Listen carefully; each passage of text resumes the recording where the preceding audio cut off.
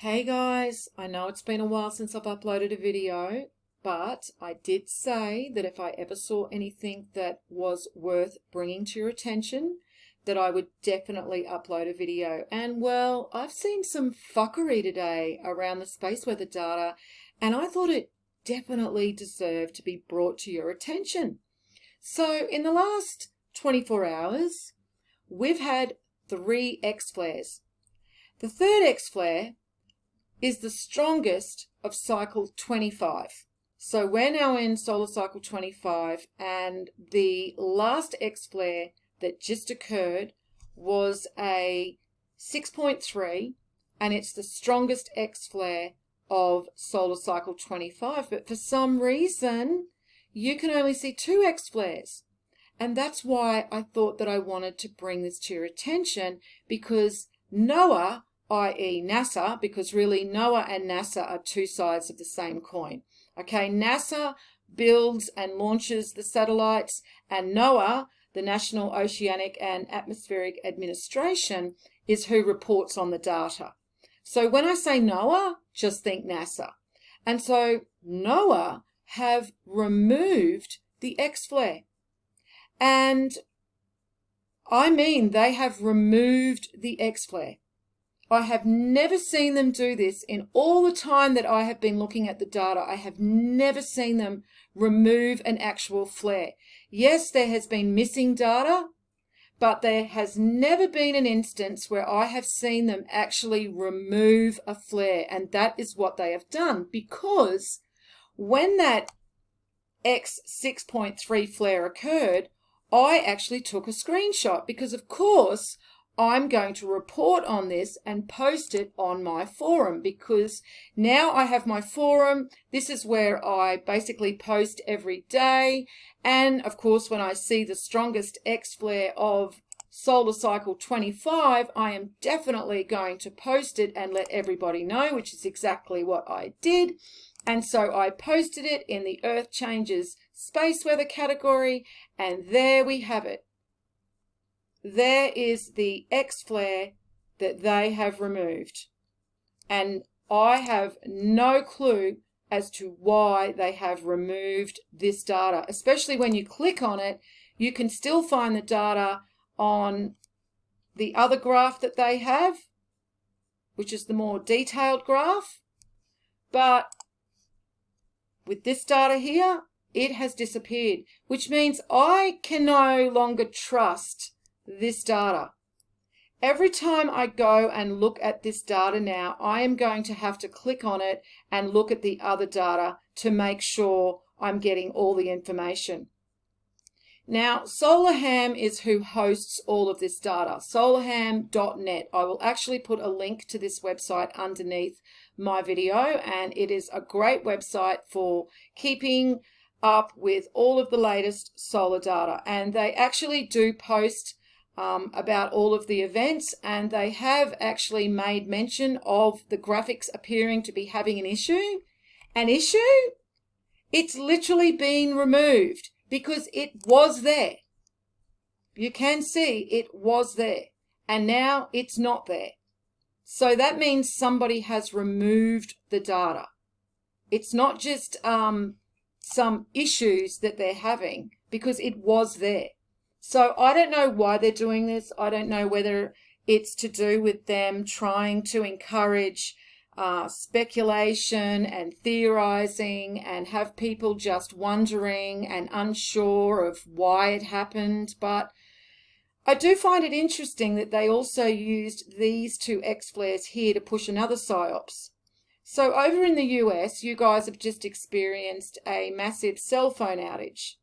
And there is now PSYOPs that are being pushed trying to connect the cell phone outage to these 2 X flares. And it's really interesting in who is pushing this propaganda, this disinformation, because it's not conspiracy theorists, it's actually NASA. And I know this because NASA are the ones who published an article, and I posted it in my technology category, about the sun having twin solar flares erupting, and this is just as cell phone outages spike across the US. See how they've tried to connect the two? Powerful twin solar flares erupt from sun as cell phone outages spike across the US. And so just reading that title, which is pretty much what 95% of the masses do, nobody actually really looks at the information and reads the article, you would just think that it is the solar flares that are the cause of the cell phone outages. But if you actually look into the article and read the information in the article, it's about halfway down the article, kind of buried halfway down. It actually says it remains unclear if the two events are related. It goes on to say, but reports of outages appear to be around the same time as the solar flares. Well, that's just disinformation as well, because there's about a 1.5 hour to 2 hour lag between when the X flare happened and the cell phone outages started. So you can't even trust the information that they actually give you, because if you go and do your due diligence and you look at when the solar flare happened, right? So when the last solar flare happened as to when the cell phone outages started, there is a lag of about 1.5 hours, 2 hours. Okay, I think the cell phone outages started at around 3 a.m. and this solar flare happened at around 1:30 a.m. Okay, so there's that. The other information that is provided to us by solar astrophysicists, okay, so they're actually letting us know that it's only on the day side part of the planet where you can experience some radio degradation from solar flares, okay? Flares only cause radio degradation on the day side of the Earth. Well, it was nighttime when the flares occurred, okay? Over in the US, it was nighttime. So I'll give you an example. So we're actually in the middle of a, pretty strong C flare, okay? And you can see that the ionization is happening over Australia and Asia, so basically the Asia Pacific. So this is the nighttime area of the planet. So this is where the degradation happens. This is where it doesn't happen. When these two X flares occurred, America was there. It was nighttime. Okay, it was not on the daylight part of the planet. So there's no way that it could have caused degradation to communications here when the flares caused the degradation to happen over the Asia Pacific. In fact, what happens is, like, when you get these spikes, and these were impulsive X flares, so they had no coronal mass ejections at all. There was no proton event at the same time, okay? It was just an impulsive X flare.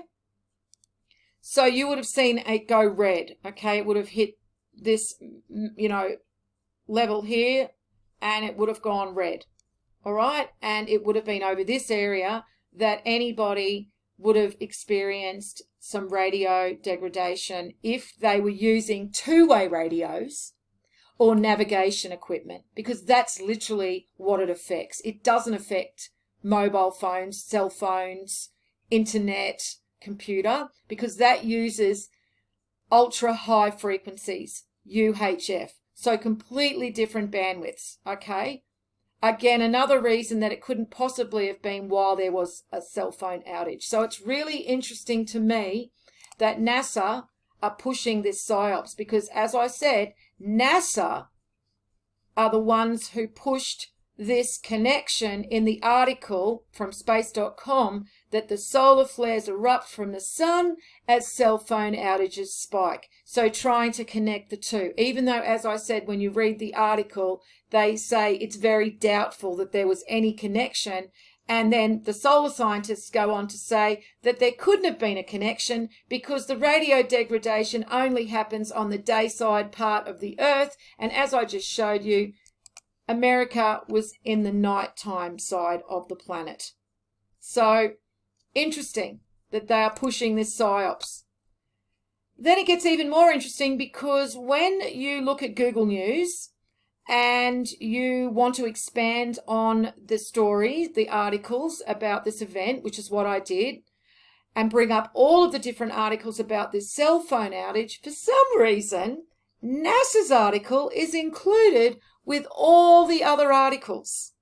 Okay, so this is a screenshot from Google, and this is the article from NASA. Sun releases 2 strong flares, solar cycle 25.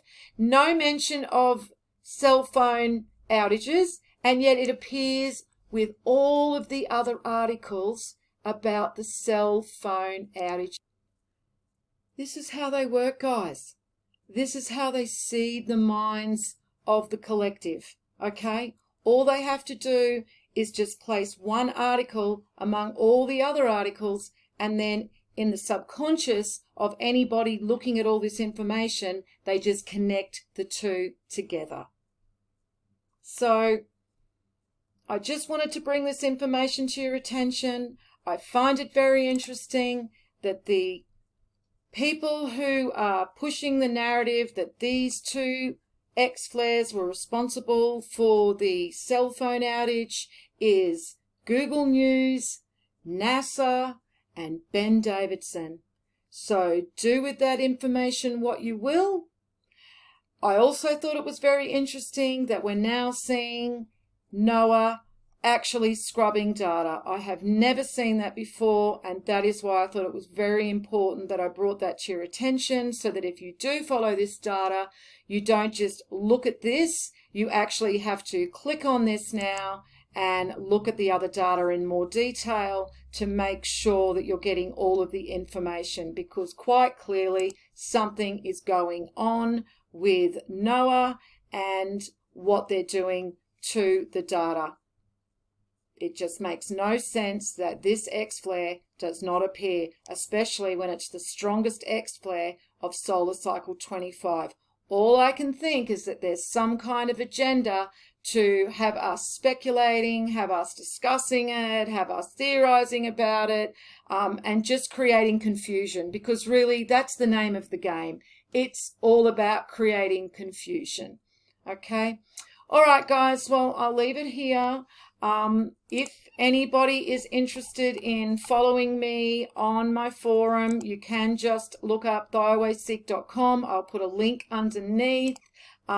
You've got a lot of different information here in regards to all of the knowledge that I have studied over the last 13 years, but the forum is where I update with information and my observations of everything every single day. So you will find all of that on the forum, and you're most welcome to join in on the discussions.